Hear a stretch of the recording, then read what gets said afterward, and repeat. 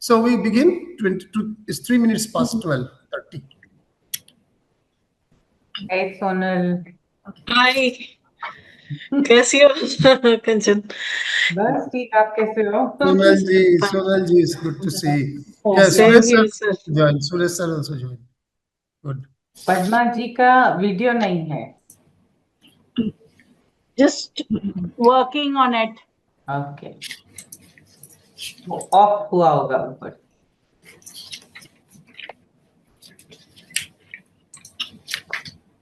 सोनल जी आपका वीडियो थोड़ा बर्नआउट है. Yes. सुरेश सर भी आ गए. नमस्कार Suresh sir. Perfect. Now it's perfect. Namaste, namaste. Good afternoon to everyone. Yeah. Good afternoon, sir. Sir, in the meantime, you can just explain everyone like how will we go about what? Yeah, basically, I'll welcome everyone, say a couple of words, and then invite, as per the creative, first Suresh sir. If you want me to tell once again, first Suresh sir, then Kanchan ji, then Manisha ji, then Padma Rani madam, Dr. Meenal next, Dr. Sonal, Professor Sonal Pandya next, Dr. Rauf next, and we will come into a second round. Second round based on, first round is free round, whatever you want to feel to tell on the topic. Second round based on what you have said, or if there is any question either in the chat box or anywhere. So, which is usually very unlikely, but if there is, we'll take it up. So that's all, and 2 rounds is enough. By that time, we'll finish our time. So, Swati ji, you can begin. We'll start the session, sir. 5 minutes past already. So, good morning, everyone. I'm Ms. Swati Agarwal, Assistant Professor in the School of Media and Communication at Adamas University. I welcome you all to the plenary discussion in the 4th International Conference on Media and Communication. This conference has been organized by the School of Media and Communication in collaboration with EduGraph and 91.9 Friends FM. The focus of today's plenary session is mediating gender, negotiating power, global narratives of representation, and resisting. This encourages us to reflect on how media shapes, challenges, and redefines power and gender representation in a global context. I welcome all the dignitaries and thank you for taking out time and participating in the plenary session. Today, we have with us Professor Ujjwal Kumar Chaudhary, who is the Pro Vice Chancellor, Techno India University. We have Professor K.G. Suresh Sir, who is the Director of India Habitat Center, former VC Makhanlal Chaturvedi National University. We have Professor Kanchan Malik ma'am, who is the Professor, University of Hyderabad, UNESCO Chair on Community Media, University of Hyderabad. We have Professor Manisha Pathak Shelat, who is the Professor, Communication and Chair, Management and Communication, Mudra Institute of Communication, Ahmedabad. We have Professor Padma Rani, who is a Professor at the Manipal Institute of Communication, Manipal Academy of Higher Education. We have Professor Meenal Parekh, Professor and Dean, School of Arts, Media and Design, Director of Digital Media, Techno India Group. We have Professor Sonyam Pandya, Professor and Head, Department of Communication, Journalism and Public Relations, Gujarat University. We also have with us Professor Abdul Rauf Rizwan, who is a professor at the University Technology, Technology Mara, UITM, Malaysia. So welcome to you all. And I give the floor to Yukezi sir to manage the session, who is the moderator of the session today. Thank you, Dr. Swati. Thank you. This is the 4th year she has asked me to do the same job. Either she doesn't have a choice, or she is forcing me not to forget that I was a part of the same university 4 years ago. So beautiful. This project has been running for 4 years now, and I welcome every speaker. Every time I find there are some new friends. So this time our friend from Malaysia is the new friend. So others I know personally, but our friend from Malaysia, we are waiting to listen to him as well. That topic given, as we all know now, and the fun is that every time I'm in some odd position to moderate this session today. I'm in the green room of Rajasthan International Convention Hall, RIC as it is called. So there's a program going on for which I had come to Jaipur. But interestingly, I'm in the green room. I hope that I can do the job well for the next 90 minutes. Thank you, Dr. Swati and Dr. Navina, for the project. That international conference that's beginning now with the inaugural session, with the plenary session, is on gender, power, and media. Global perspectives on representation and resistance. So there are 5 important words: gender, power, media, representation, and resistance. So my only job is to, in my own way, in a one line each, to define each of them, and then leave it to the very, very erudite panelists. Every time this panel is really rich with experience and knowledge, and that's not to flatter us. I really mean what I'm saying. My panelists are really top of the line, and they would explain how these 5 concepts come together with some case studies, with their experience and all that. They can take one aspect of it and then explain. That also is fine. So gender, it's not just about male and female, not about biology. Gender, a social system of roles that we see, identities of people, expectations that people have, permissions and punishments also in a way. This all together, which shapes who is allowed authority, who is sexualized, who is silenced, and whose ambition is celebrated. This whole system can be very, very balanced and just, and maybe extremely unbalanced and unjust. So this is what gender, in my opinion, is. Power, we know, the ability to decide what becomes news, what becomes entertainment, what is something that people would know about, what becomes normal, what is done, what is made abnormal, who never enters into the frame at all. I mean, just now there are movements going on in several parts of India which are not in the news at all. So narrative control is in effect, in the world of media, narrative control is power.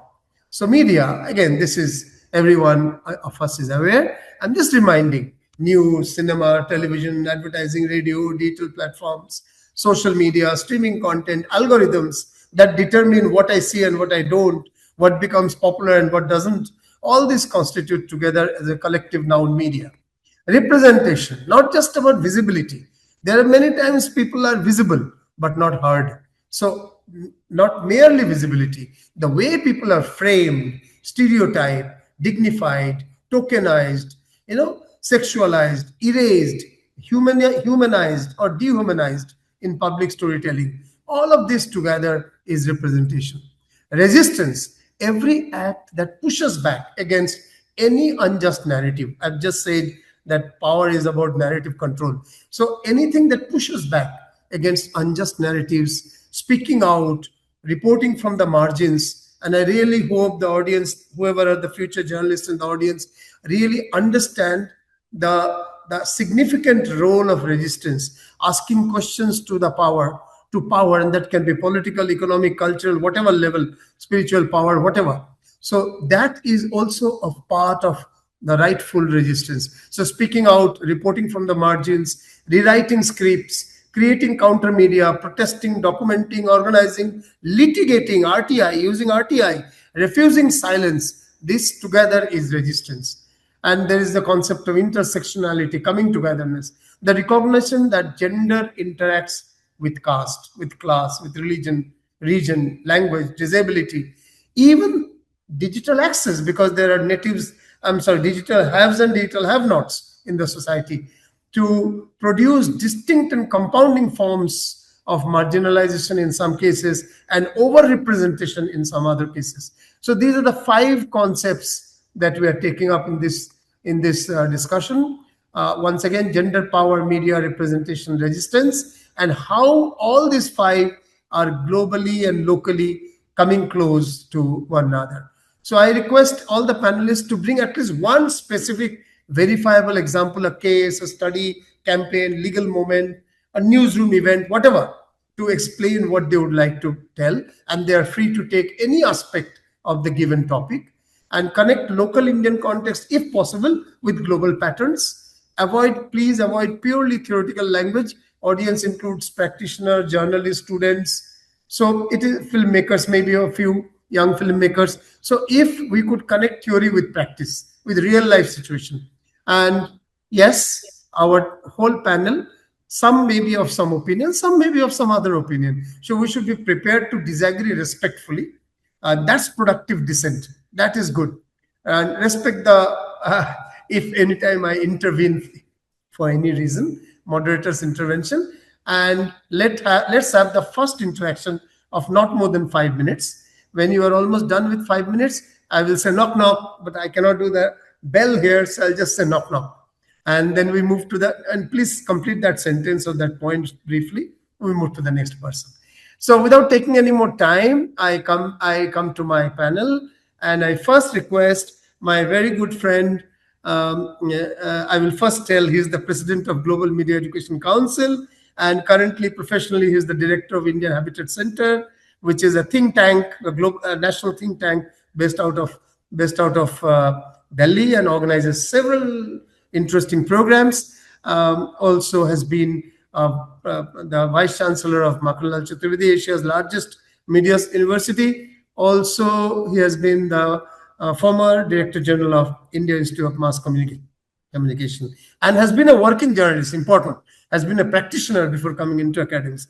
So, Professor Dr. K.G. Suresh, over to you as the first panelist. Thank you. So I've got about 5 to 6 minutes, right? Yes. Thank you, Professor Ujjwal. Thank you, Dr. Swati and Dr. Novina Chakravarti, and all my esteemed fellow panelists. Delighted to be back at ADAMIS, and I was there physically for the first. Hello, am I audible? Yes, very much visible, audible, all good. Looking very smiling and graceful. Thank you. So I was there physically for the first conference in Kolkata in Barasat, and now this is the fourth year. My congratulations to ADAMIS for organizing this very wonderful conference and getting some of the finest media educators and media persons on board to discuss. Friends, let me straight away come to the point, because there's a paucity of time, and we are passing through some exciting times. Just recently we have had a special session to discuss representation for women in parliament and assemblies. It fell through, and that's all a different thing, but then what it generated was, across the country you had a huge debate about power structure, about gender, about women representation. It was widely covered and it was widely discussed. I'm sure someday, the way things are going, it will be passed and it will become a reality. So that is one very interesting thing. Second very interesting thing, which I would say is coming from Bengal itself, Menaka Guruswamy becoming the first LGBT, and when you are talking about gender, become the first openly, who has admitted her identity, that person taking, oath as a member of parliament. That's something, a third very interesting. Third, also, we have had, I don't want to get into the ideological polarizing narratives or anything like that, but yes, we have had a major case in Nasik where everybody across the board says that one issue that is undeniable is that some women complained to the HR about, about exploitation or whatever, but the HR, as a policy of a leading multinational, did not take proactive steps to protect the women employees. This is in the corporate world. I don't want to get into the narrative surrounding it, because that's not the issue at stake. We are talking about gender in a corporate, structure also. That also needs to be factored in. So these are some of the contemporary developments. In the backdrop of this, I would like to very quickly pass through, because it's a very, as I said, time is precious. So setting a historical context, I would say that we have had, particularly in media also, and I want to highlight the Indian aspect of it rather than global. And I would say that we have had, from Savitribai Phule, we have had the early cinema where, you had Nargis Dutt as, Mother India. We have seen that kind of a portrayal of women as, guardians, mothers. That was the kind of roles. And then we came across the Doordarshan era in media, where we had serials like Hum Log and Udan, where women were introduced as working women were introduced, but they were mostly upper caste, middle class, working within patriarchal frameworks. Then in the 90s, with the satellite boom, we saw what is called the item numbers, and that continues even to this day, where you saw that you had objectification or commodification of women. We have seen the same with the advertising also.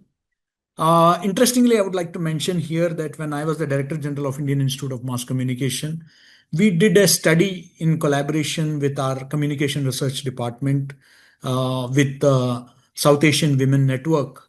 We did a study across South Asia, and uh, and it was on the status of women in media, not just in terms of portrayal, but also their status. And we found, to our dismay, that a large number of media organizations themselves did not have the internal complaints committee as mandated by the Vishaka guidelines then. So this was something, and this, particularly in the context of what happened in Nashik and other places, so I'm talking about media organizations. So you can imagine they are supposed to be egalitarian, they are supposed to be ideal, they are supposed to be role models. But we have seen even in the Tehelka case how the women editor of the magazine did not pursue the matter of a complaint against the chief editor by an intern, and it was nationally debated. Without getting into the, so we have seen this. So now again we would see that Bollywood, OTT, you had a whole lot of new films in the media segment. You had films like Dangal, you had films like Razi, women centric films. We had films like Thappad, and but at the same time, you also see Kapil Sharma show where body shaming is done, and then you see a lot of these uh, stereotypes being perpetuated, and that is something which is still something which we need to study. In terms of news media, we need to talk about how the sensationally we covered the gender violence, particularly Nirbhaya, then the Arankar Medical College issue. It did raise awareness, but I felt that it reduced women to victims. And we continue to see that women journalists continue to face online trolling and safety threats. This is something which continues to. Young girl danced at an event of a particular student group. So the others started trolling her. The other rival student group started trolling her. It is recent. It was projected as a vulgar dance, not expected from that particular student group. But then the victim was, in this entire dogfight, the victim was the poor girl who was being Yes. trolled. And I would say she did a very beautiful dance, but the way she was trolled was something which is so online Now, trolling and safety threats. Just 2 more minutes I will take. okay. Yeah, yeah. Doctor. Yeah. So, we need to, social and digital media, of course, is there. So we have a lot of Me Too cases coming up, women against sexual harassment. And then, you have also the climate gender campaigns. You have Instagram Reels, YouTube, where, a lot of voices, Dalits, Adivasis, queer women, these are all there. Now, we need to know when it comes to the, or will there be a second round? I will take it up there. Yes, So second I round is only there. wanted to keep the current Second round. perspectives. Maybe in the Second round is second round, I will talk about the negotiating power and other aspects. perfect. Perfect. Thank you. Uh, Thank you. the problems with respect to trolling and ill treatment meted out to even women journalists has been very rightly pointed out by Dr. Suresh.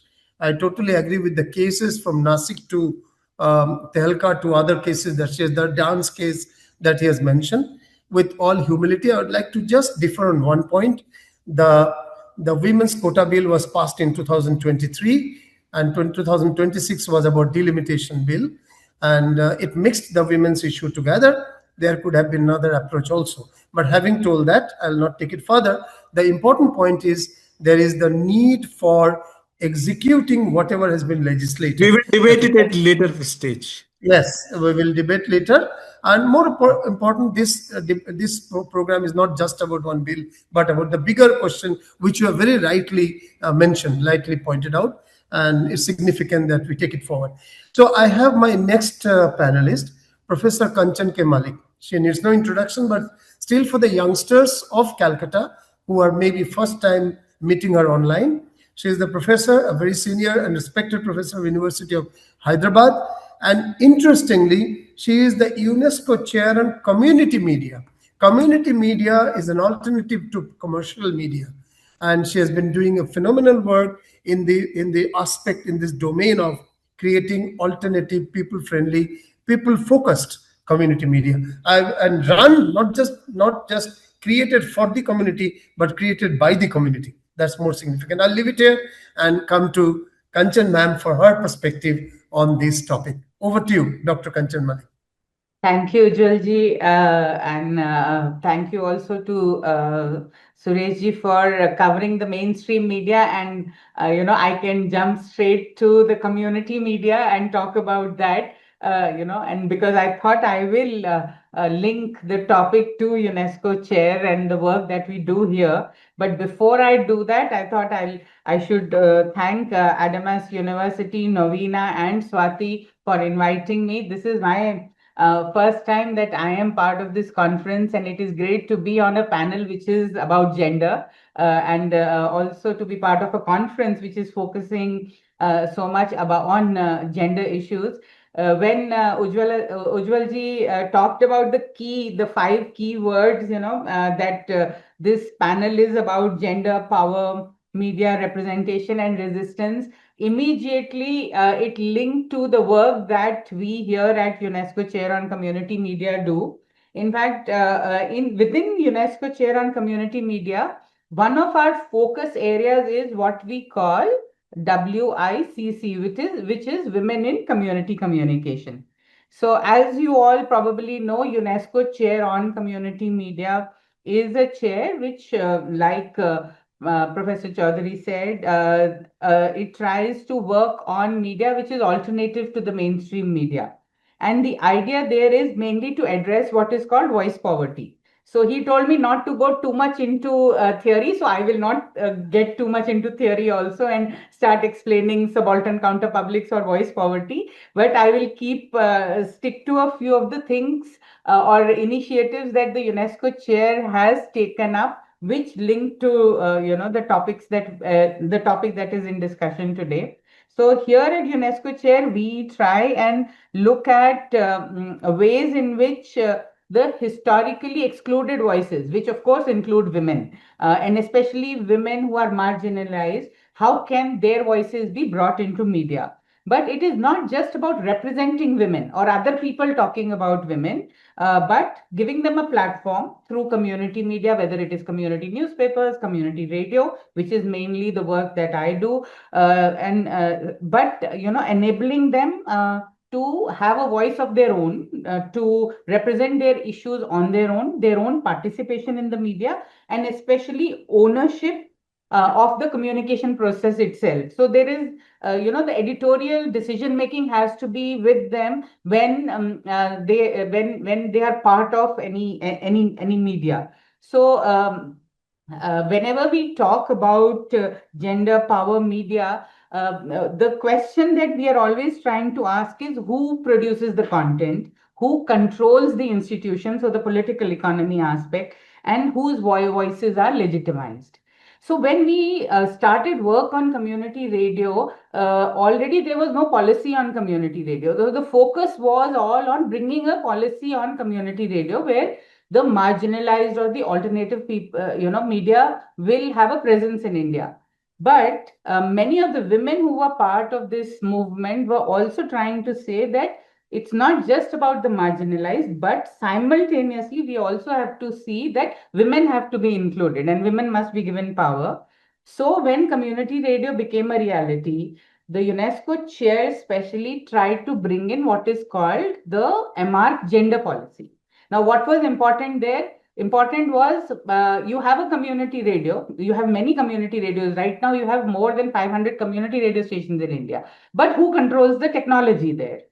So you will see wherever you go in a community radio, the technology is being controlled by men. So, if you look at the gender policy of MR, they specifically say that the technological management should also be in the hands of women.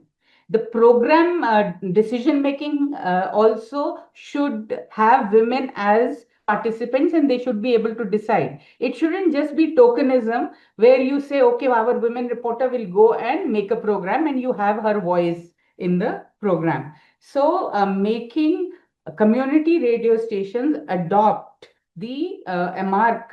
MARC is the World Association of Community Radio Broadcasters. You can look for that gender policy online. The Indian community radio policy also now reflects some of that, some of the provisions within that policy. So many of the stations have used that policy and made it a part of their internal processes. If you look at Waqt Ki Awaaz, Gurgaon Ki Awaaz, or Sangam Radio, or many of the other radio stations, even many campus radio stations, Padmaji is here, Manipal, many of them see that women have a voice when there is programming happening in community radios. Sonal ji is here, she knows about Seva and how the Rudino radio gives voice to the women. Another initiative that UNESCO chair as part of women in community communication promoted was a gender manual on promoting gender sensitivity within community radio stations. Suresh ji mentioned the Me Too movement. Just because it is community radio station, expecting that there will be an existing gender sensitivity is not a given. So there is even sexual harassment happening in community radio stations. So sensitivity towards women who are working in community radio stations is very important. So the community radio itself might be a safe space, but once they move out, how safe are they? So, is community radio really leading to structural changes within the community where women feel safe or not? So, those are the questions which are important also. And like Ujjwal ji said, you will be giving us more time. So, I will have an opportunity to talk about another important initiative that the UNESCO chair has taken up in terms of a project that we are working on masculinity. So I'll come to that in the next Yes, the second round. Yes, beautiful, very good introduction to community radio and its historic role, and also the significant aspect that you have talked about, the women not controlling the technology. So young women in the audience, one of the aspects that you can look at is how you can actually master technology of broadcast and be a part of the system. Not just women in production, not just women in on screen or on voice, but also behind the technology. So great, it's good to know. I'll go to the next speaker, but before that, a key organizer of this international program, Dr. Navina Chakraborty, would like to make a point briefly, after which we'd come to the next speaker. Yes, over to you, Dr. Navina. Yeah, am I audible? Yes. And very much visible am I audible, also. Sir? Visible, audible, quite well. Don't worry. Speak. Okay, sir, firstly, my apologies that I'm just intervening in between. Just I will take one moment. My heartfelt thank to each and every speaker here who were agreed just with a one call. Thank you so much behalf of ICMC International Conference. I'm so much thankful to Professor Ujjwal Kumar Chaudhary, sir. I'm very much thankful Professor KG Suresh, sir, Kanchan Malik, sir, ma'am, Professor Manisha Pathak, ma'am, Professor Padmarani, ma'am, Professor Meenal Parikh ma'am, Professor Shonal Pandya, and Nanandar, Professor Abdul Rauf Rizwan, all the way from Malaysia. Thank you so much, behalf of ICMC 4, for bringing it together. Thank you so much. And that's the only I wanted to intervene in between. Thank you so much. Okay, good to have the vote of thanks before the end. Great. Those who haven't even spoken. Okay. We have Dr. Monisha. Sorry, Monisha is a Bengali spelling, Dr. Manisha. So I would correct myself. So Dr. Manisha, we all know she has been there and very, very well known in the communication research fraternity within that. She is the chair of the Center for Development, Management and Communication, which is very, very important in these times when the role of communication looks to be just entertainment and commerce. Which, well, there has to be commerce and entertainment, but the significant role of development is missing. So we'll have Dr. Manisha speak more on the topic in the context of the digital space. How in the digital space, perhaps you'll be talking on that, how in the digital space this relationship of gender, power, resistance, and representation work. So over to you, Dr. Manisha Shalat, from all the way from Ahmedabad, Mudra Institute of Communication and Advertising. It's over to you. Thank you, Professor Chaudhary. And it feels wonderful to be on this panel because all the panelists are my friends. So it feels more like a friendly discussion, rather than being on a panel. And thank you, Swati, Novina, and Adamas for making this possible. So, lately when I go through my social media, there is one conversation that I come across all the time, and that is this observation, is that why women are using artificial intelligence and AI tools much less than men do. And this has been observed the world over. And what is sad is that, with so many scholars and industry people frame this as a problem of just access and training.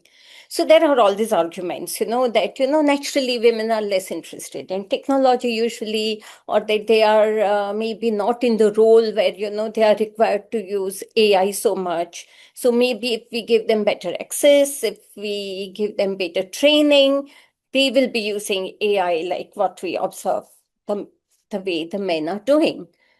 But, based on my research and my conversations with scholars globally, I think that the real explanation lies much deeper. And to understand this issue, we must actually focus on how different groups of women, and not just women, how different groups of gender diverse people experience internet and AI, both as producers and as consumers, right? And that's why, as what Dr. Chaudhary said in the beginning, and Professor Suresh said, intersectional approach, what we call, that not just the gender, but how somebody from a different caste or a geographic location or class, how gender matters when in combination of all these things. So you will see that there are alarming observations about how this, big tech companies are unembarrassedly flaunting apps like Nudifier, where you can just take anybody's image from the internet and just make a fake nude out of it or a video. There is also, all this, we see that, how algorithmic bias, the bias in training AI is actually amplifying the gender bias that already exists. There is also, we are all aware about the toxic manosphere, right, which is increasingly becoming more and more vicious. So women are disproportionately actually experiencing the dark side of the technology. But there are also very, heartwarming observations in the sense that there are so many women who are in the forefront of design, who are in the forefront of content creation. In my own research, I found so many grassroots activists, who use digital media and the internet for resistance and to find solidarity across their geographic borders. So just two main points that I would like to make today is that we have to look at different groups' experiences with this technology. And it's a very wrong assumption. It's a myth that just by putting more number of women in certain positions will change the scenario. Because women can be equally patriarchal in their thinking. Women can be equally trained in a patriarchal convention. So they might not be sensitive, or they might not even critically think about it because you've been trained in these conventions. So having people who are sensitive, who are trained in critical thinking, I think that is one important point that we need to make. And especially, people who pay attention to power, right? Who pay attention to why certain experiences are happening and why women have less control over the way technology intrude our lives. So that's one point. And my second point, which at the center and even in my work, I always believe is that how do we move from critique to action? Because we academics are very good at critiquing things and telling people what to do. But I think we should actively now play a role in shaping these narratives, So we should be active in, influencing the design. We should be active in influencing the policy. And what is very heartening is that you will see that it's mostly women and gender diverse people who have actually taken a lead. So these Very are the nice. people who are in forefront, yes, of, when we talk about responsible AI or internet or ethical AI and internet, you will find that it's the women and the gender diverse people who have taken a lead here. So these are the two main points that I wanted to make in the beginning and more later. Thank you. I I really like the introduction of the concept of gender diverse and not just women, Yeah. and also the fact that there is a patriarchy not just among men but among women as well. We know that one of the biggest forces is the mother-in-law in dowry cases. So that's beyond that. There you are talking in the context of media, particularly. Great. You have also talked about facts and figures. I would like to share before I call the next speaker some very simple facts and figures. Everyone knows about Global Media Monitoring Project, GMMP. In 2025, it has reported that only 26% of news subjects globally, not talk of India, globally, rise just 9% points in 30 years represent women. So even in 2025, out of 100 stories in the world, 26 are connected to any form of women's issues. Coverage of gender-based violence is less than 2% of all the news stories. Only 3% stories actively challenge the gender stereotypes. You have already talked about gender stereotypes going beyond the male gender. In India, there's another story I would like to refer, Oxfam News Laundry report, 2019 to 22. The dominant caste groups occupy nearly all top media leadership positions. Zero SC/ST representation in mainstream media editorial leadership. At the lowest level, there are some examples, but at the leadership. 70% of caste-related stories in print media are written by dominant caste journalists. Not that everyone would be biased, but many of them are. The UNESCO Global Survey says 73% of women journalists surveyed had experienced online violence, and many of our colleagues know it, those who are working. This is not just an age case, this is the norm for women reporting in the digital public spaces. Going beyond, I will now call the next panelist, our very dear friend and scholar, Professor Padma Rani, Professor of MIC from Manipal Academy of Higher Education. I have had the pleasure of being with her on several other platforms. So over to you, Dr. Padma Rani. Yeah, so good afternoon to everybody. There are two devices on which you are there. You have to silence or leave one device. This device where you are visually very correct and voice also correct, but the second device is giving an echo effect. Kindly, can you just make it silent, the second device? Yes, speaks, ma'am.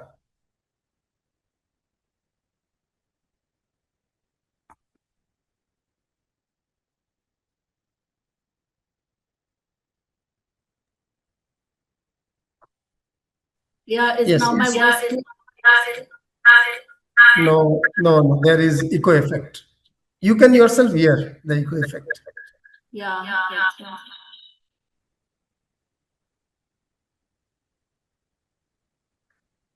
You have to be on one device.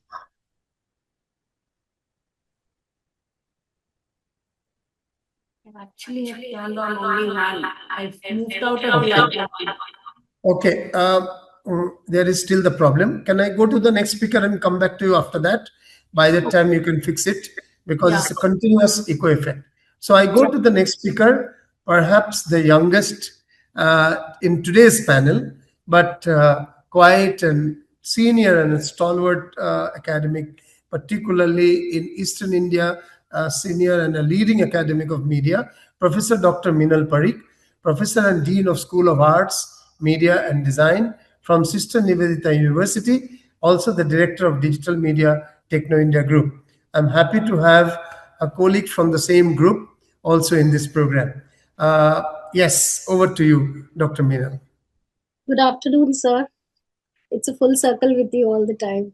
So I would just like to add to Manisha ma'am's that yes, there are a lot of patriarchal thoughts on women being in the technical section, and I think in some way I've tried to break that glass ceiling because past 15 years I've been working specifically on technical and digital media, and you're always looked down thinking that women cannot have that technical knowledge, but I think situations have changed now, and I have tried a little bit to break that myth that women cannot have the knowledge of technology or broadcast technology. So coming back to my thoughts, I would focus on two areas, which is OTT platforms and social media platforms. So on OTT platforms, what we are seeing nowadays, if we take media, I think OTT platforms have emerged largely in today's world, especially with this Gen Z and people working from home. So they're mostly at home. They prefer sitting at home and binging on these series which are on Netflix, on Prime Video, or other OTT platforms. I've, uh, I think, and I think others would agree with me, that there's a shift in storytelling where women characters are portrayed very strong. If we see Delhi Crime, where these are women police officers, or other series also, which we are seeing, whether it was a biography of Maricom or Dangal or other kind of movies that we are seeing. So we see women on pivotal roles where they make a difference. Mardani, maybe it's like too masala Bollywood film, but this change is happening on OTT platforms, and there's a good viewership and men appreciating. Coming back to on social media, there's one rider who's on road. I don't remember her name.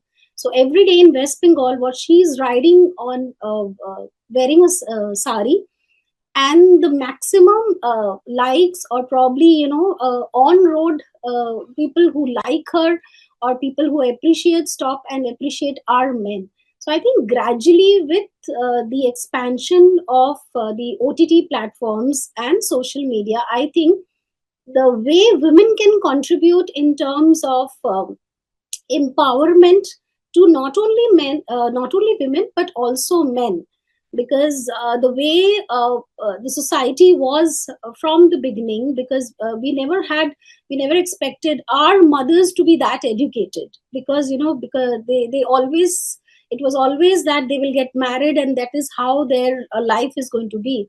But I think the scenario has changed, because the mothers are now very much educated, and that way the empowerment is going. And probably that is why how we show women characters on OTT platforms or on social media platform. There is this lady called Pujarini Pradhan, who is from interiors, and she's showing how her passion for books is, though she's from a very very small town in West Bengal, but she's become very popular.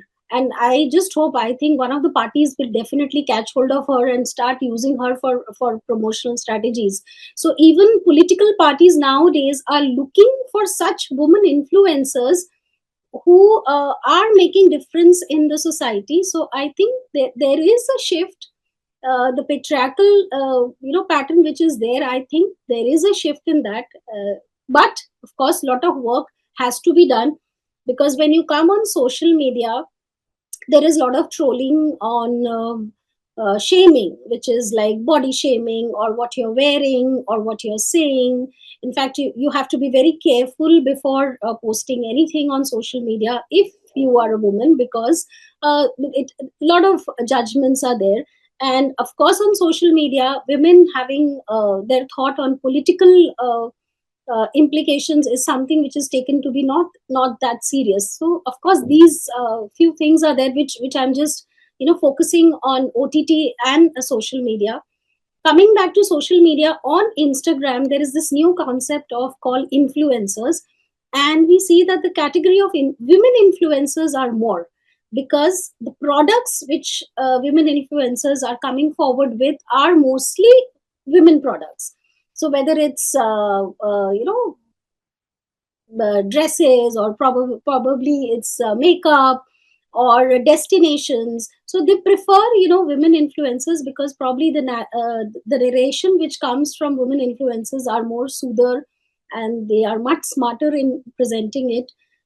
So I think that gender, this dilution is happening, and women are being projected in a way where empowerment can be shown. But the challenge is that when we go for production of all these media creation, I think that is where women's strength is very less, because a women being a camera person, now of course we have a lot of camera person, but women editors are less. So maybe that's the way where in media, whether it's social media or OTT, I think that is where we are falling short. Coming back to OTT platforms which are focusing on women central characters, there is another side to it, that when women characters are they are typecast. So suppose if an artist has done a film which is more on women centric, I think she'll be typecast, so she cannot portray a role which can be a Bollywood film. So that happens especially to women, because a 50-year-old man can do certain characters, but a 50-year-old woman is not allowed to do certain characters. So those limitations are there. But these are the two platforms which I would like to express my Good, views. good. Thank you. And OTT is increasingly becoming very popular platform. So to understand how OTT is helping continue the stereotypes or breaking the stereotypes, both ways, is very significant way of telling. I also like that men are also getting empowered through the education and professional success of women. This is a less spoken area. So this is a less spoken point. So thank you for Well, mentioning. since mothers are more educated now, they have Yes, focused on educating their boys more rather than their girls. exactly. Because, I and agree. I think it is showing in the society. It might take a little time, but I think that shift is happening. I'm happy that I'm father of a daughter and she is in education completely and doing her professional work and traveling the world, and we are totally supporting it. Thank you very much, Dr. Minal. And we'll come back to Padma Rani ji. If you could speak now, if there is no problem, could you make an attempt? Yeah, no, I think I've resolved it. Sorry for Yes, that. yes, totally right. Yeah. Good. So at the outset, I would like to thank Professor Navina Chakravarti, Swati, and all the organizers of Admas University, and also Professor Ujjwal Chaudhary for moderating this, and all my fellow panelists. I think it's a nice occasion to meet virtually all of us, again and again. Uh, I'm just continuing from where my earlier panelists have left, and basically I would like to say that the intersection of gender, power, media is something that you need to critically examine. Also, look at media content and structure, because it's the media content and structure which portrays the societal hierarchies. It doesn't stop at that. It's an intersection, and it is acting both as a mirror for the existing social inequalities as well as a tool for their reinforcement. Now, you know, the symbolic annihilation that happens in the media where it is being shown is also not only with respect to women, but also the non-binary individuals. And what does that imply? That implies that they are not so important, or in certain cases they are non-existent in the whole cultural narrative in a lot of things, which you frequently see that whenever there is a portrayal of women, whether it's in films or in advertisements. Now there've been changes, but those changes, if you look at in terms of percentage, is very small. Otherwise, women are generally portrayed as damsel in distress, or a nurturer, or a homemaker, or the disposable man. They just want a woman there in the film or in the serial, because the whole thing is revolving around men. There has to be somebody there. And this is not just, yes, there has been changes, like Aminal pointed out that we've had Mary Com, Chuck de India, a lot of these which have shown women having a lot of character, and fighting against all odds and coming out. But then it's a very small percentage. Yes, we are moving. I won't say everything is in distress, but we still have a long way to travel. With regard to how the media, if you look at the gender inequality in Indian media report of 2025, it says that it has only in the leadership roles, sadly in the newspaper. Yeah, it's and only in magazines and in news channels, and obviously online. We know that in online news channels, some of them have about 27% of them are there as women leaders.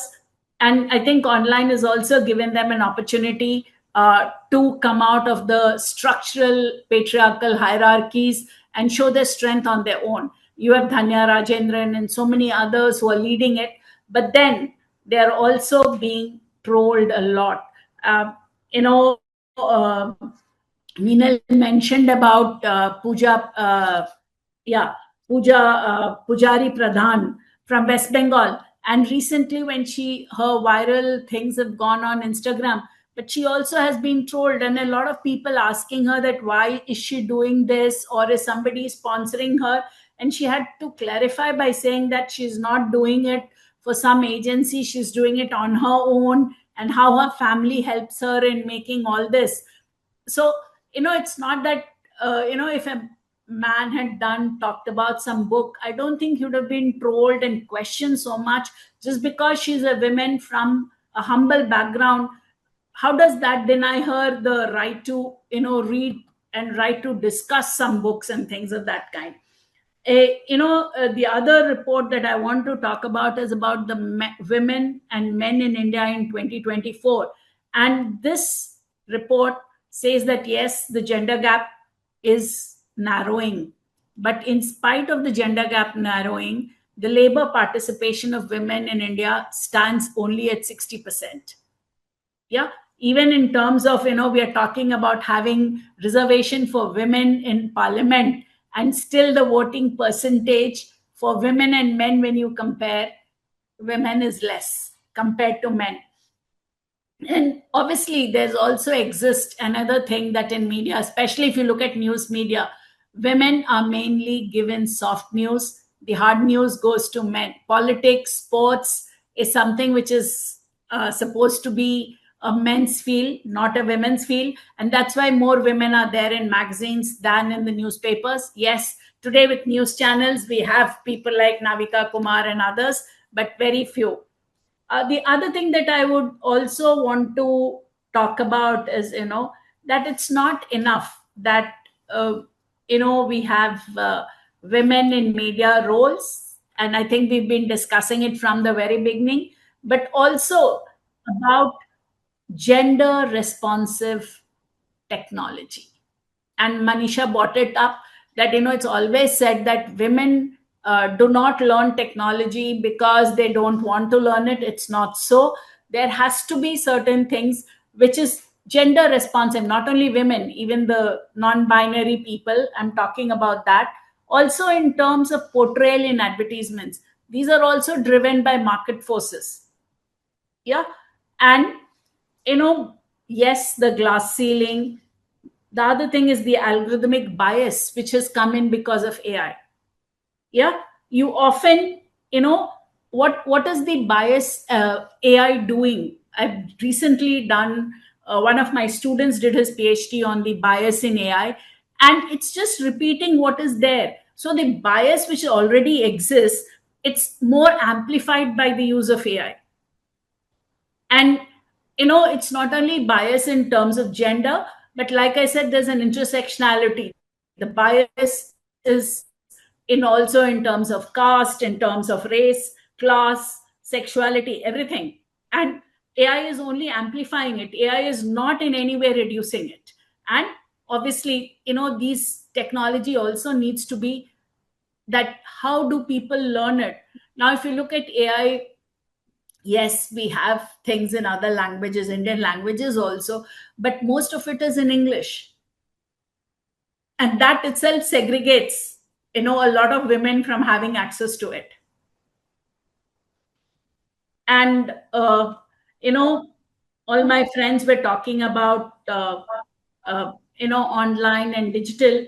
But let me tell you, in online and digital, women face a lot of trollings and harassments, and sometimes they just have to, take off their posts, or they just, block their accounts. They no longer, if you even, follow some women journalists, you will realize that they get trolled and very names called out for the simplest of thing. If a man had reported on the same thing, I don't think anybody trolls them for those aspects. And, also the safety risks, not only of online violence, but also, physical threats, that also helps them to, retract from the main course.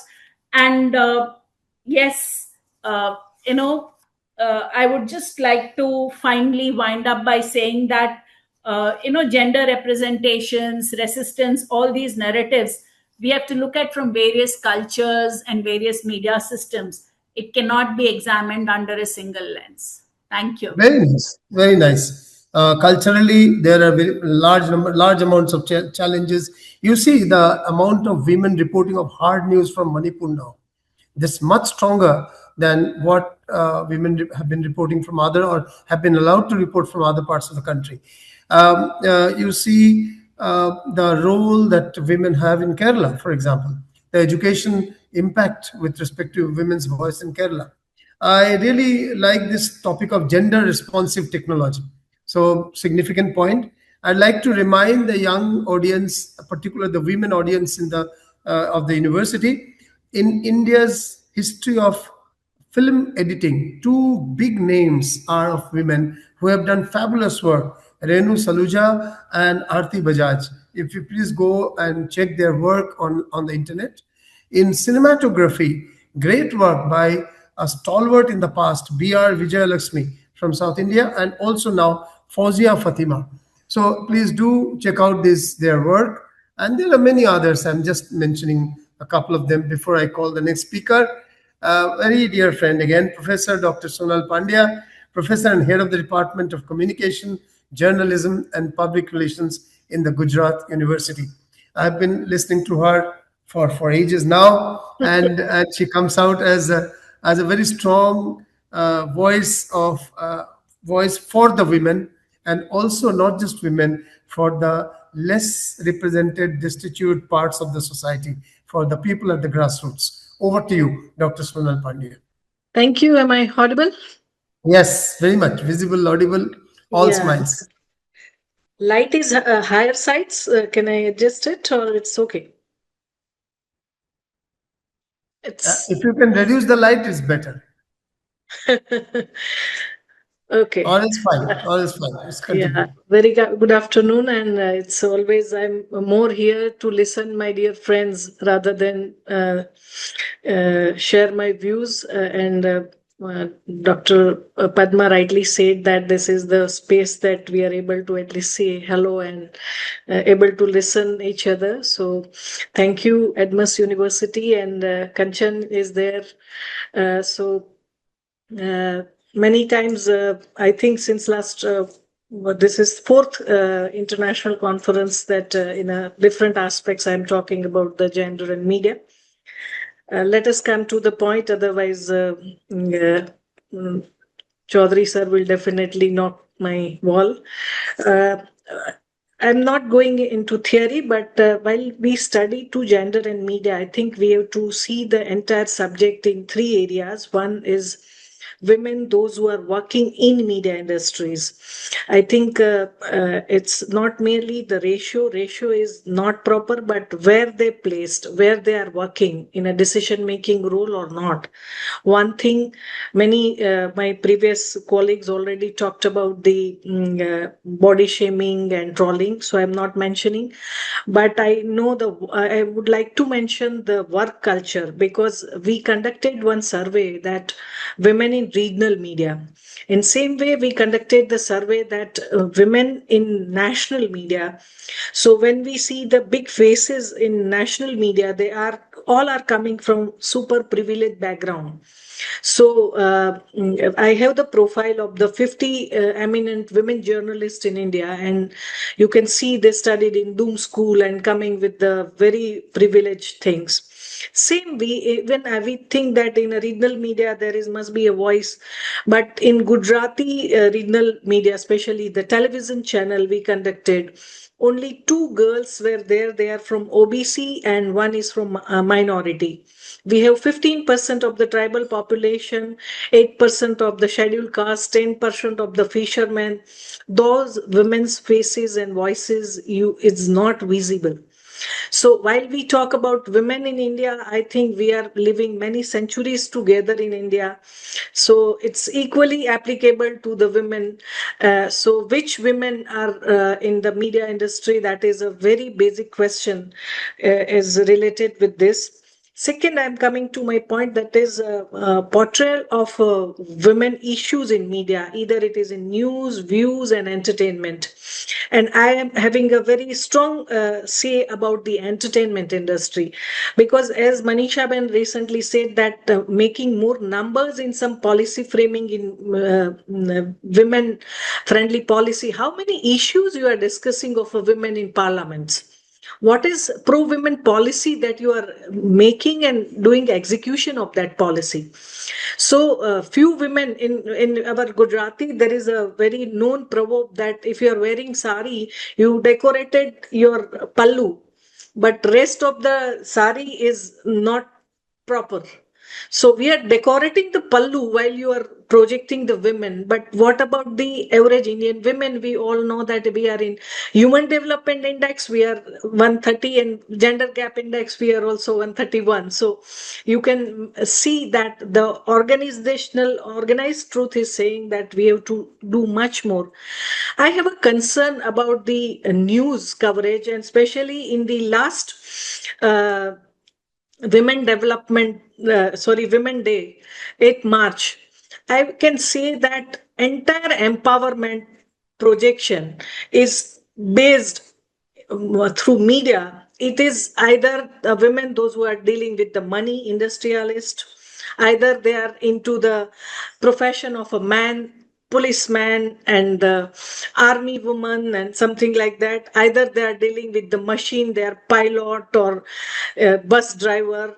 I think in Indian context, while you are looking the empowerment, right? If you are doing the milking of the buffalo, and the milking is a very tough skill, you are harvesting it. You know the ample of things which is very much needed to run the society. But when we come to the empowerment and the media lenses of empowerment, it is always based on the man centric, machine centric, money centric. So I think we have to redefine the concept of empowerment, which is projected in media news. Otherwise, the real Indian women is always in the corner in the media coverage. It's a very subjective term. Empowerment itself is a very subjective term, but I think it is very stereotype concept of the empowerment that I noted. Third very important thing that I would like to mention, that is technological devices, or the, as we know that technology is, we think that I'm speaking in the media, so I am part of the media, but some control is somewhere else. Right, we think remote is in our hand, remote is in someone else is having that. But the important thing is a social censorship. Last point, sir, the social censorship. One woman came to my place and said, the rain is outside. I said that you just call me that you are safely reached at your place. She said, I don't have a phone.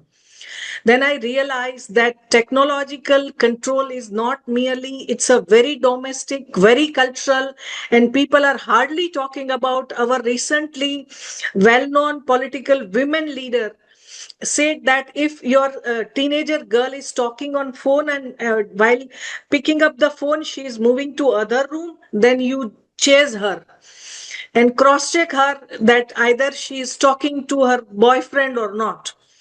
So I think the social censorship and domestic censorship is also, husband is checking a phone calls after coming to office. There are number of cases filed in the women police station in Ahmedabad. So I think this is the third concern I have regarding the technology's power. But who is controlling the power? That is another question. I'm maybe more critical, but yes, I am sorry. Thank you. No, that's good. Very good. Very well spoken. The questions that you have raised are right questions. I can only say that the concerns that you have raised, especially social censorship, these were more acute earlier. Perhaps some level of development has happened. How it's much lower than what is ideal. That's for sure. We'll come back in the second round with more observations and examples that you can give. I'm now happy to introduce and bring on the call the person who is our find of the season. All of us know one another, but the next speaker is someone that will listen to first time. At least I will listen to first time. And it's good to have you, Professor Abdul Rauf Rizwan from University Technology Mara, UITM, Malaysia. So, yes, over to you. Over to you, Mr. Rakesh Das. Whoever, please mute your device. You are speaking. So over to Dr. Rao from Malaysia, and thank you for joining us from Malaysia. Can you turn the camera towards you? Yes, this is better. This is better. Over to you, Dr. Rao. So thank you so much, Prof. Ujwal Kumar Chowdhury as the moderator, and also good evening to all professors. First, I would like to say thank you for inviting me to join this conference as plenary speaker. The topic that was given to me is about mediating gender negotiating power, global narrative representation and resistance. So as I'm from Malaysia, I will talk a little bit the scenario in Malaysia. So I start with seeds of resistance, colonial Malaya and radical Malay women. So for historical context, colonial Malaya imposed layered system of control, racial hierarchies from British rule intersected with deeply entrenched patriarchal norms, leaving Malay women navigating dual form of subjugations. So the strategies of agency, despite this constraint, radical Malay women developed bold narrative and collective strategies to assert autonomy, challenging both colonial authority and domestic patriarchy through writing, organizing, and public speech. So if we compare Malay women in the 1960s, which is before Malaysia independence, and now is actually totally different. Example, what happened before the independence? Number one, in terms of education and literacy, access to formal education was very limited, especially those who live in rural areas. And many girls ended schooling early due to economic needs or cultural expectations. And the second one, for economic roles, women contributed significantly but often informally. They focus more on farming, small trading, and household-based production. And the third one, in terms of family and gender roles, very strong emphasis on domestic responsibilities as a wife, mother, and caregiver. And we had patriarchal structure, which is men typically decision makers, and most of them, the women, practice early marriage, and it was very common long time ago. In terms of social and cultural expectations, the women during that time were very modesty, obedience, and family honor were central values. In terms of religion, strongly guided daily life and gender norms. And finally, in terms of political participation, women were present but very limited in leadership roles through groups. And however, for women in Malaysia nowadays, we can see that there are many women in Malaysia that are very high participation in higher education. Women often outnumber men in universities, and very strong presence in fields like education, health, business, and even and etc. And number two, in terms of workforce and economy, significant participation in formal employment. They are now working as professional, example like lecturers, doctors, and engineers. And they were at corporate sector, corporate leadership, and they also joined entrepreneurship, such as online business and etc. And they are more financial independent, which is more common nowadays. The third one, in terms of family and gender roles, they still value family, but their roles are more negotiated. They practice dual income household. And last time, most of women, they are housewife, but now they are practicing dual income. Okay, they need to do both. And then later marriage and small families. Last time, the age of marriage may be 20 or less than 20, but now majority of us in Malaysia, women, we marry at 30 and above. And some persistent of gender expectation, example, double burden of work and home. And number four, identity and lifestyle, greater diversity in how Malay women express identity from traditional to modern lifestyle that they are practicing now. And then they have strong presence on social media and public discourse. Knock, knock, knock, knock, knock, knock. Okay. Sir, So, Dr. Rao. okay. So that's all from me. Thank you.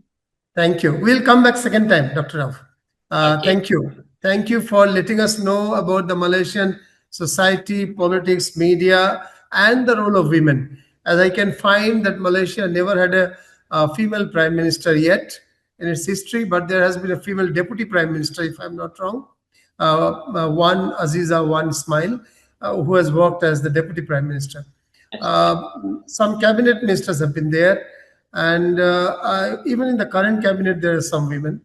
An editor, if I look at the senior-most media position, Devaki Krishnan was the grand dame of Malaysian Indian politics, known as, she has been the first, she has been, she has been an important Indian origin politician, a lady politician. But as far as editor is concerned, only one lady has come to the position of editor, Vida Adnan, respected journalist who has served as editor-in-chief of Bhasa Malaysia desk at Mazala Wanita Utasan Group.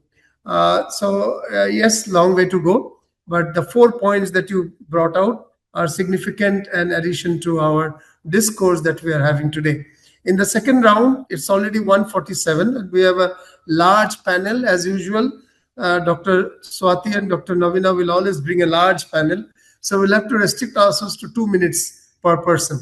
So I'll come to Dr. KG Suresh, who also has another program in a few minutes from now. So, Dr. Suresh, if you could, the operational part of your talk, which was remaining, if you could present very briefly in 2 to 3 minutes. Over to you, Dr.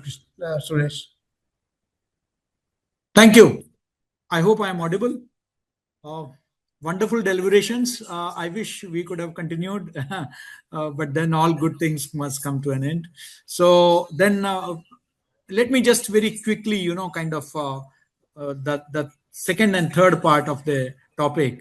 So one is about negotiating power, as many of our fellow panelists have already talked about. Then who holds the mic? That is the important thing, in media when it comes to, I mean, so despite women comprising nearly 40% of media students, and I'm talking about IMC, I'm talking about Jamia Millia, the top decision making positions in newsrooms, production houses, and film boards remain less than 15%.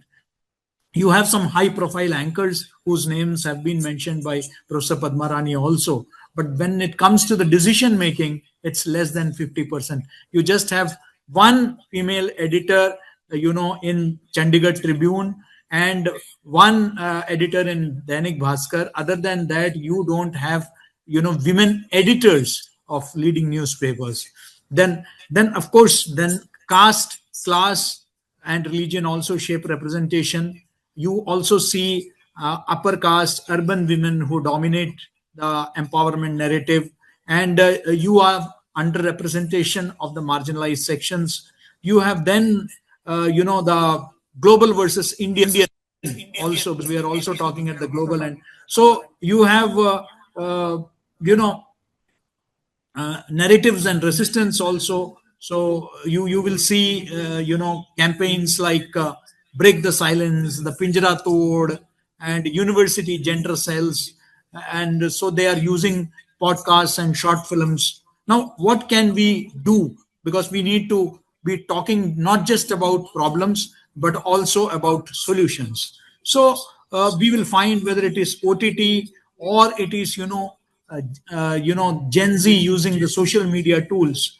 So, and I find hope because whether it is body shaming, whether it is beauty standards, you will see General Z content creators challenging these conventional definitions, I would say. And also issues like marital discourse, marital rape discourse are being taken, menstrual taboos are being discussed, and platforms like share chat are amplifying the language platforms also. Now, you would see that Indian stories like the White Tiger, Delhi Crime, they have all been traveling globally, showing how local resistance narratives influence the international conversations on gender justice. This is something very encouraging. But yes, algorithmic bias on the social media, as very beautifully explained by some of my previous speakers, deep fakes targeting women politicians and journalists, and even film stars. The Rashmika Mandana deepfake video is still fresh in our memory, and of course the commercial pressure that still rewards repressive content. For a long time, the most searched person on uh, Google was Sunny Leon. And so you can look at the male mindset, predominant male mindset. So media houses must adopt, I believe, gender sensitive editorial policies. And I'm not calling for a legislative action to ensure reservation of women, but I think the editorial leaders should say that at least 50% of our workforce, the editorial and reporting workforce, should be women. I have worked with women colleagues, both as my superiors and also as my subordinates, and I found them giving their very best despite all the odds being against them. We need more research on regional language media and gender, and for that I've been consistently calling for academia industry interface. That is very important, of course, and we need to enforce the policy guidelines also, whether it's the National Commission for Women or the Press Council of India. and we have to incentivize gender positive content. I mean, I have been on the jury of the Ramnath Goenka excellence awards for the last 5 years, and we have been pushing these issues for the last so many years. But I think that should be adopted as a policy by all media houses. So what we are, I think it is high time we should move forward. You know, uh, I'm often, labeled as pro women because I have two daughters. but but apart from my personal bias, I have always believed that, the real power lies in moving from this representation. Of course, that itself is inadequate. But from representation, we should be looking at equitable participation. That representation, women, that becomes a tokenist, so instead of being tokenist or symbolic, I think there should be more, equitable participation. And from resistance we should move forward to transformation. And that, I think, I believe that this conference, the deliberations of this conference, is certainly going to, I would say, generate a nationwide debate. I think Dr. Swati, Dr. Novina, they are going to take this forward, not only in the form of books, but also in the form of, because it is the younger generation of media students who need to be sensitized about it. And of course, we need to sensitize the media leadership also and the policymakers. Hats off once again to Adamus University for organizing this. Thank you so much. Superb, superb. Thank you very much. And I really admire you going up on the hills to get your first daughter fulfill her dream of becoming a doctor, and also encourage your younger daughter to learn classical dance and represent on every possible platform that I see she performing. Not just that, she is also a member of the World Teen Parliament, where you have encouraged your daughter. It's indeed, in our lives, we set the examples for others to look at. And very, very right, representation versus participation. The debate is very correct. It's good, it's important that we are representing. There is a representation of women in every form of media today, much more than what it was when I was a teenager, for sure of that. But then that must also lead to active participation and decision making. Process has started, but it's a long way to go. Very rightly said.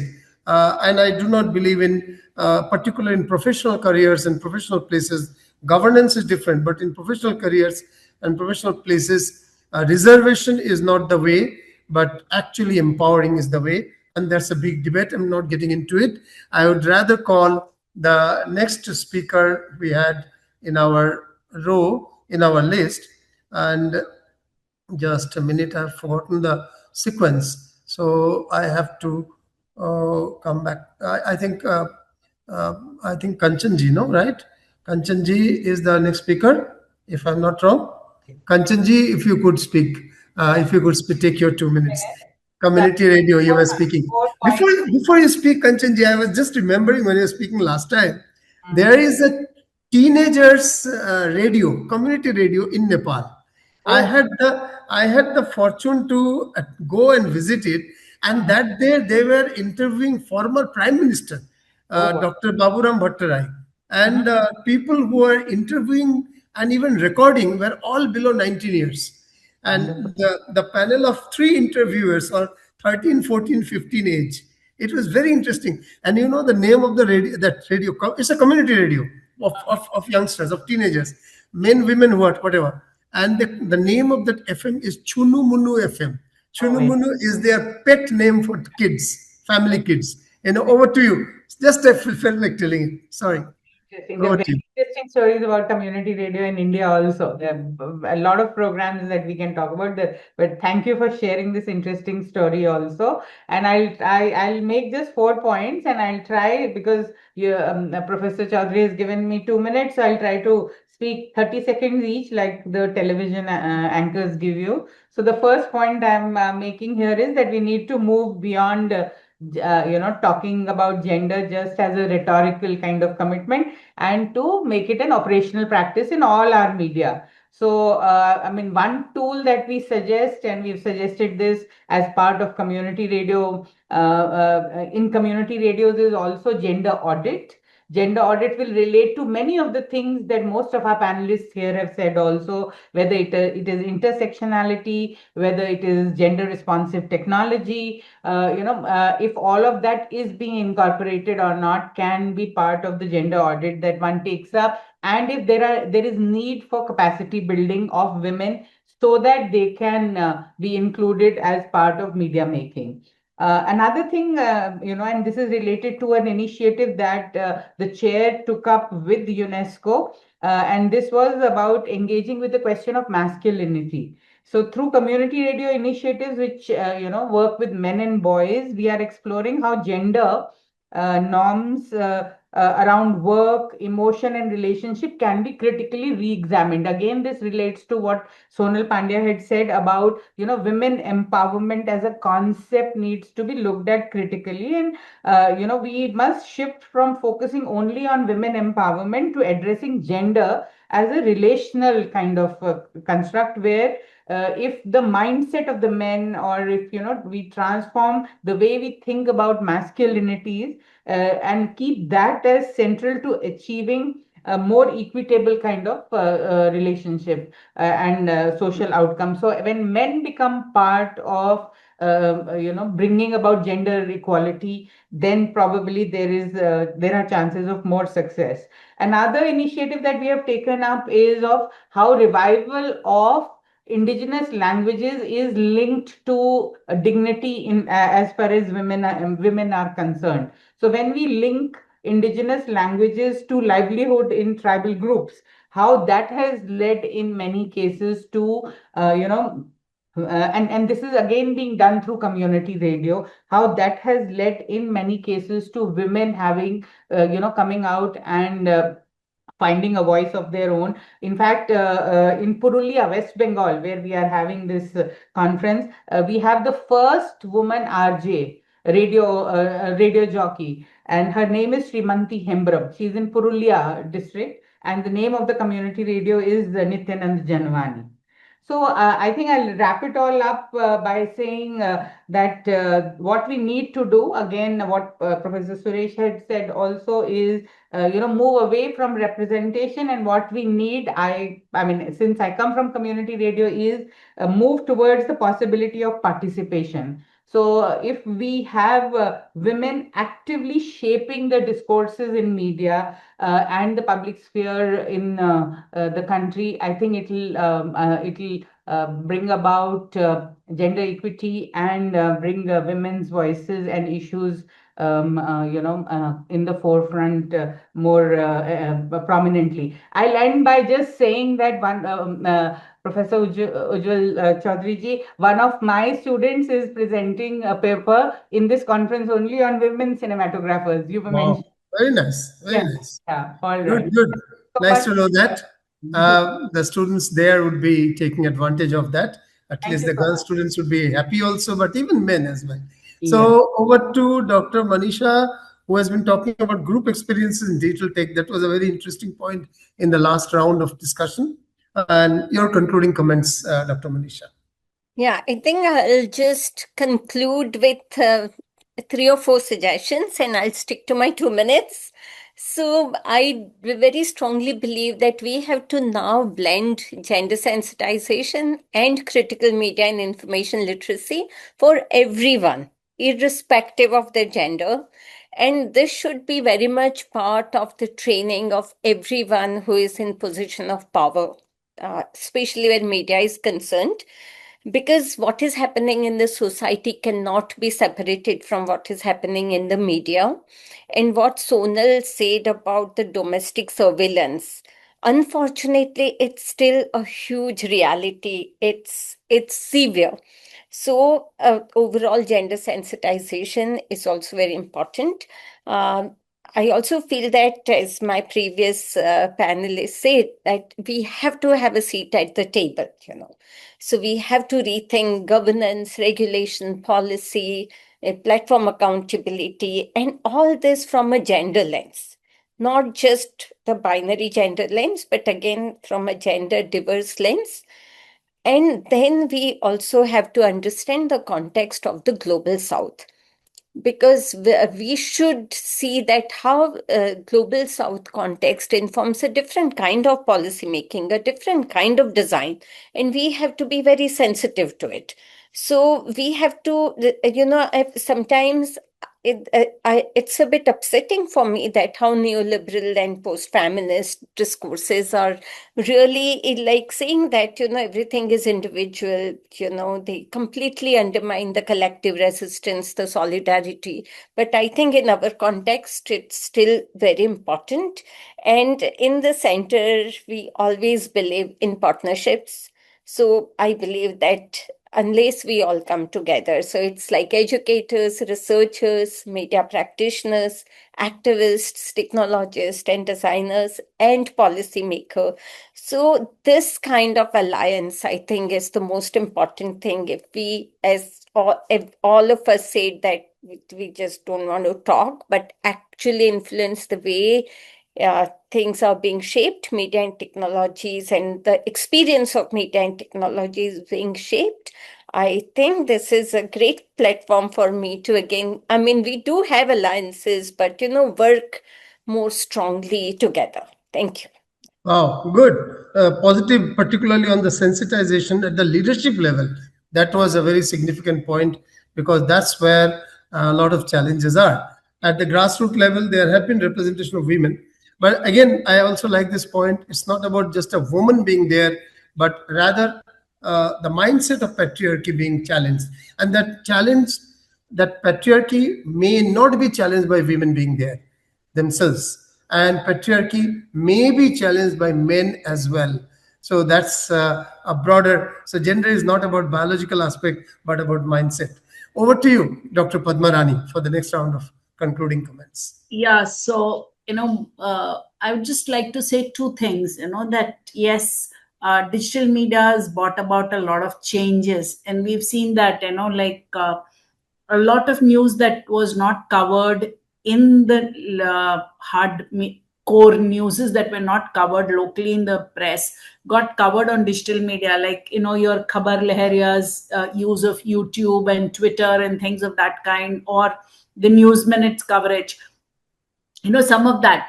But also that women have been getting into activism also. It's always been there, but some changes, like I just remembered the hashtag Lahuka Lagan, which is about the period tax, and that has made to a lot of policy changes at the parliament level.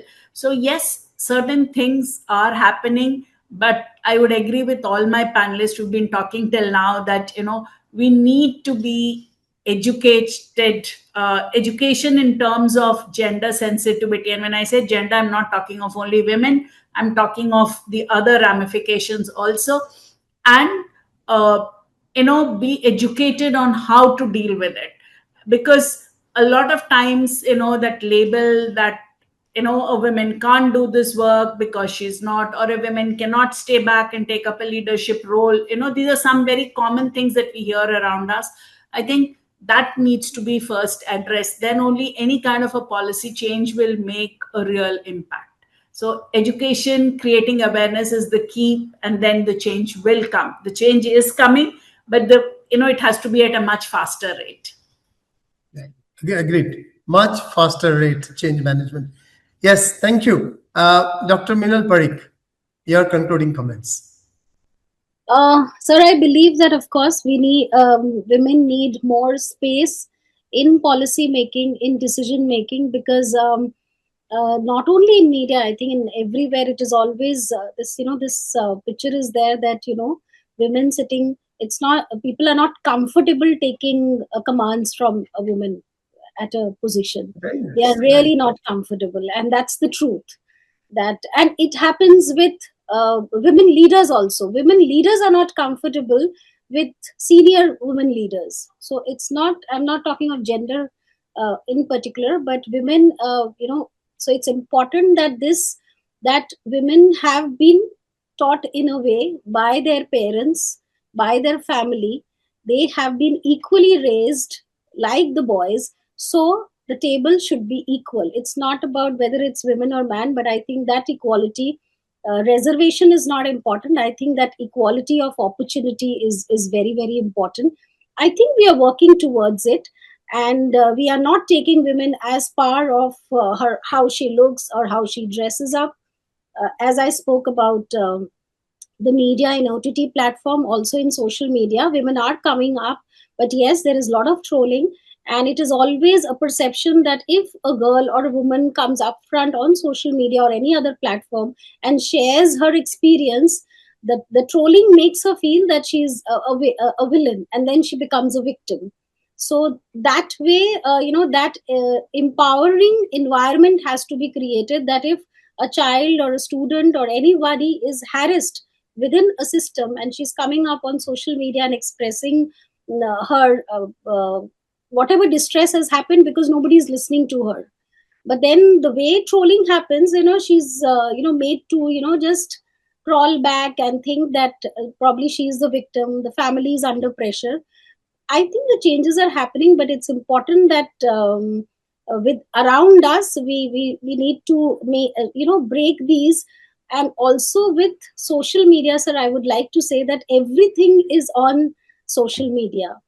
So if you are sharing on social media, please do not believe, especially with girls, that you will not be having the feedback also.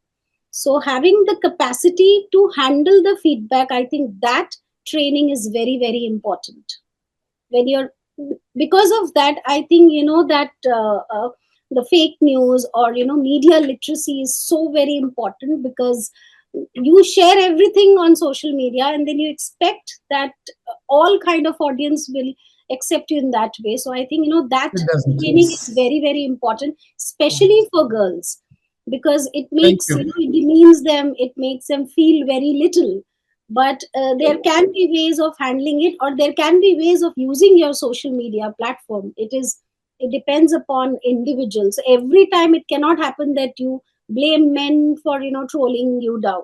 So you Yes. need Yes. to know how to handle if you are on social media, Yes. and especially also in media, because media from the beginning, it's perceived as a very glamorous industry, but the hard work that we have behind it, nobody goes for it. Just half a minute, sir. Because when we are in front of camera, when we are anchoring, we are told to look nice, because that is how the audience perceives. So if your hair is not proper, if you're not looking nice, so औरतों को बोला जाता है sir on ground reporter का, आपके बाल कैसे हैं, आप मेकअप करके क्यों नहीं आई. So that pressure is there. You have to look good, you have to report well. I think that is not there for the men media reporters. So I think they are doing amazing job. And since Adamus has organized this, I just want to thank for having such a rich panel, and I could give my views on this. And this is one initiative. I think we will do it more. Thank you so much, sir. Yes. Thank you. Thank you. Very well said. I do agree to the core point that you have brought in. How about trolling of women? And trolling of women that has happened with media journalists. We all know that, from Barkha Dutt onwards to the recent ladies who are active on media. Enough of trolling has happened, and very different type of trolling is also happening. There are known and unknown women who have married out of their religion, out of their faith, and they have faced huge trolling, whether it's Sonakshi Sinha, whether it's Swara Bhaskar, and very recently, very interestingly, the find of the Mahakum, Mona Lisa Bhosle. She has married a Muslim guy, and she has been trolled heavily. So there's And a she has news, there's a Muslim girl has married a Hindu boy. Media is not talking about it. It's in the same industry. so I do not know about how people are trolling this girl, as you say, the Muslim girl marrying a Hindu boy, because this whole concept of masculinity is inbuilt, that the man owns the woman. So that thought, so if a Muslim woman has married a Hindu man, that means the man has won. He is victorious. A Muslim woman is converted or changed lifestyle. But if the opposite happens, you find a sense of loss. We have lost one of our women. That's the mindset, and that's patriarchy. In a way, that's patriarchy. And Mona Lisa's case is very interesting. He on camera told her husband not to talk. I will only defend my marriage. And she is an uneducated woman. Very interesting. And the way she has been trolled in recent times. I'll not go more on that. We'll leave it at that. Can I invite Dr. Sonal Pandya to give your closing comments?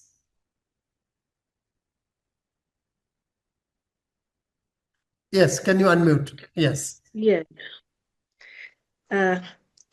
Anyway, this always a pleasure to discuss a wonderful panel. I really admire the selection of the panel members to the university, and you are a wonderful mentor come coordinator, sir. My point of view regarding the women's voice, visibility, and power. I think media has a power without authority, but with the help of that power, they can govern the authority. We have very good norms for the gender equality, and but execution is a issue. But I would like to emphasize again two three points regarding the content, because the overall consumption pattern in Indian audience is more based on entertainment. And I have a deeper concern regarding the quality of entertainment, laughter shows, and other things. I think we need the very solid ethical and legal framework. And we hardly talk, sir, about the faith leaders, the way the religious faith leaders are projecting the women. If you are crossing 25, so you have initially had a number of relationships, so got married before 20. So our all empowerment lectures are going aside, because the women disparity is justified religiously, then it is very difficult, it is so deep rooted. I think we need, and the visibility and reach of that faith leader is so high. We need a very, despite of his all religious belief, and that is a personal thing, but regarding the status of women, we need the very strong legal and ethical framework. While you laugh on the women, it's like a Duryodhan was laughing on Draupadi. And laughter content is also there, and there is also very serious concern I have. So we need the ethical and legal framework.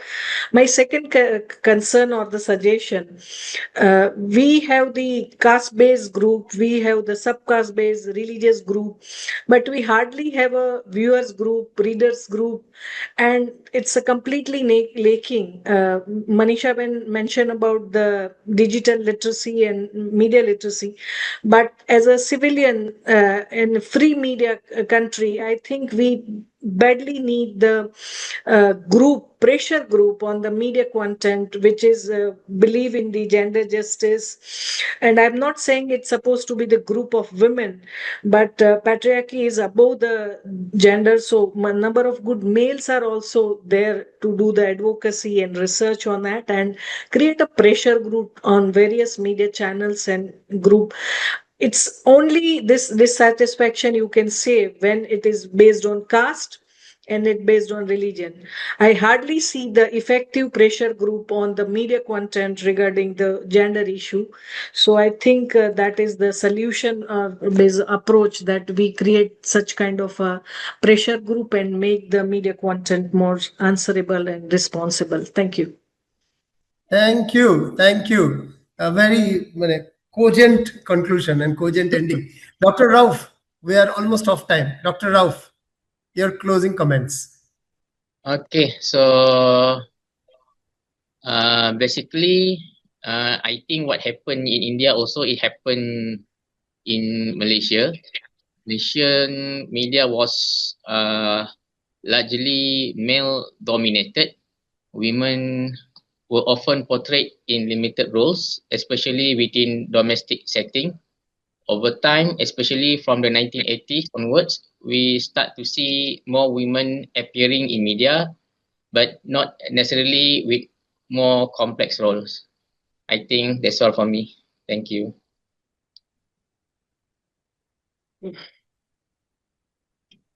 Great.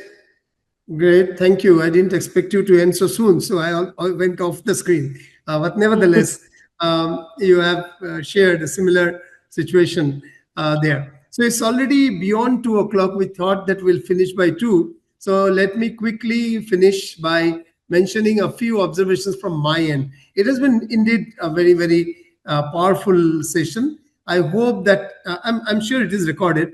So I hope that it can be used for some bigger purpose, whether in whatever form. So I will just conclude without explaining these points of just 10 sentences. Media is not a mirror of the world. It is the factory where the world's beliefs are manufactured. So we often say media mirrors the society. Yes, you can say, but to a large extent, it is actually also manufacturing consent or belief systems that can go. And that's one of the reasons why even the media which talks about women sometimes elongates or enhances patriarchy. Second, representation without power is cosmetic inclusion. It has come out very well. Everyone has been speaking almost on that. And cosmetics, as we know, wash off. So it cannot be, representation cannot be washing off or cosmetics. It has to be powerful, it has to be participative. In India, gender without caste is half the truth. This is somewhat less spoken today. Gender without the caste is half the truth, and half the truth is a full lie. Because one, women are less represented and there is a patriarchy in the media about women, but within whatever representation of women is happening, that's about the upper caste women. It's hardly the tribal women, the so-called lower caste or Dalit women, hardly the minority women. And there are images. There are only what you call stereotypes. If you have to show a Muslim woman, it will never be a modern educated Shaira Shah Halim. It will always be the hijab wearing or the burqa wearing woman. So there are stereotypes everywhere. So next, the headline that calls a survivor a girl has already ruled on her credibility before the story begins.